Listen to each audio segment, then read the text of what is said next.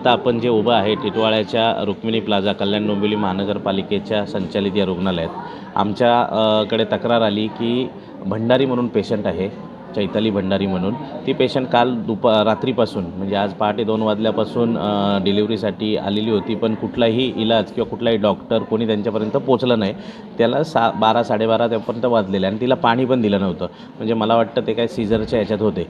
आणि doctor main म्हणजे काय झालं, त्यांना सकाळी सांगण्यात आलं की 10 वाजता डॉक्टर येईल. 2 वाजता सांगितलं 10 वाजता येईल, तर 10 वाजता ज्या डॉक्टर येणार होत्या त्यांना 8:30 वाजता समजलं की त्या येणार नाही, त्यांना इमर्जन्सी जायला लागणार आहे, गायनॉकॉलॉजी. मग यांनी ह्या इथल्या ज्या स्टाफनी दुसरं लगेच त्वरित इंतजाम करावा असं मला वाटत होतं. इथेच टिटवाळ्यात राहणारे कोणतरी दीक्षित डॉक्टर आहेत, ते इथे राहतात, त्यांना सांगितलं नाही. आणि आम्ही जेव्हा इथे आमच्या महिलांनी जेव्हा इथे यांच्यावर जाब विचारलं, आरडाओरड केली का तुम्ही पेशंटच्या बाबतीत काय हे करतात, तेव्हा त्यांनी त्या दीक्षित डॉक्टरांना फोन केला आणि ते दीक्षित डॉक्टर आत्ता कुठे अजूनपर्यंत आलेले नाहीत. हा एक विषय झाला. हेच विषय करत असताना आणखीन एक वैदेही मुंडे म्हणून पेशंटची तिथं परिस्थिती एवढी गंभीर आहे की त्या डिलिव्हरी झालेल्या ताई आहेत, त्यांच्या मुलाला काही हे होतं म्हणून त्याला ॲम्ब्युलन्समध्ये शास्त्रीनगरला नेलं. आणि ह्या सिरियस आहेत, अतिशय सिरियस आहेत, म्हणजे अक्षरशः तळमळत आहेत आणि यांना श्वास घेता येत नाही, काय नाही. आणि यांना असं झालं आहे की ॲम्ब्युलन्स हे सकाळपासून सांगतायत, पण ॲम्ब्युलन्स जी गेली आहे तीच ॲम्ब्युलन्स अजून डोंबिवलीवरनं आलेली नाही. इथे 2 ॲम्ब्युलन्स आहेत, पण त्यातली एक ॲम्ब्युलन्स 15 ते 20 दिवस झाले बंद आहे, दुरुस्तीला दिली आहे. 15-20 दिवस कुठल्या यायला लागतात आणि इमर्जन्सीसाठी तुम्ही हे लोक काय करतात.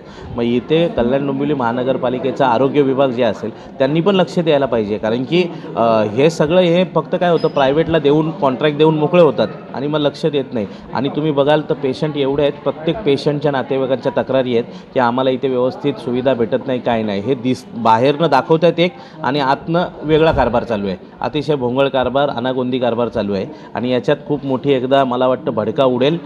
त्याच्यामुळे कृपया आयुक्तांनी याच्यावर जातीने लक्ष दिलं पाहिजे. रुग्ण सिरियस आहे, ॲम्ब्युलन्स नसल्याने तिकडे म्हणजे रुग्णाचे हाल झाला आहे आणि त्या ठिकाणी गोंधळची परिस्थिती निर्माण झाली आहे. काय सांगा तुम्ही? सत्ताधारी पक्षाचे लोक आहेत त्यांचं रुग्णसेवेवरती कुठलंही लक्ष नाही आणि त्यांनी लक्ष द्यावं अशी माझी त्यांना विनंती आहे. नाहीतर ह्या जे सत्ताधारी पक्षातले लोक यांना लवकरच ॲडमिट करायची वेळ येणार आहे. टिटवाळा येथील रुक्मिणी प्लाझा हॉस्पिटलमध्ये ॲम्ब्युलन्स नसल्याने 4 ते 5 तास एका महिलेला हॉस्पिटलला थांबावं लागलं. काय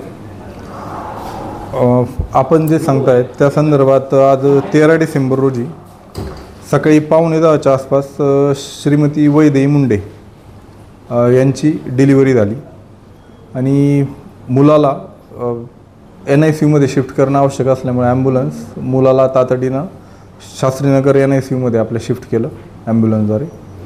आणि त्यानंतर काही कालावधीनंतर आईला देखील त्रास काही जाणवू लागल्यामुळे तिला देखील शिफ्टिंगची आवश्यकता होती आणि ते ॲम्ब्युलन्स आल्यानंतर तिला देखील परत ती ॲम्ब्युलन्स आली आणि त्यानंतर आईला देखील आपण सायन इथं शिफ्ट केलेलं आहे. सर 3 ते 4 तास लागले ॲम्ब्युलन्स यायला, तर ॲम्ब्युलन्ससाठी काय महापालिका करणार आहे का, असं का होतं? ॲक्च्युली 5 तास जे लागलेले आहेत ते प्रसूतीनंतरचे आहेत, मात्र तिला गरज लागल्यानंतर साधारणपणे वेळेत आपण तिला ॲम्ब्युलन्स उपलब्ध करून दिलेली आहे शिफ्टिंगसाठी. मात्र आपला जो मूळ मुद्दा आहे की ॲम्ब्युलन्सचा कल्याण डोंबिवली महानगरपालिका हद्दीत ज्या ॲम्ब्युलन्स रुग्णालयांमध्ये कमी आहेत महापालिकेच्या, त्या अनुषंगाने देखील महापालिकेकडून नवीन ॲम्ब्युलन्स खरेदीचा प्रस्ताव करण्यात आलेला आहे आणि तो लवकरच मार्गी लागेल.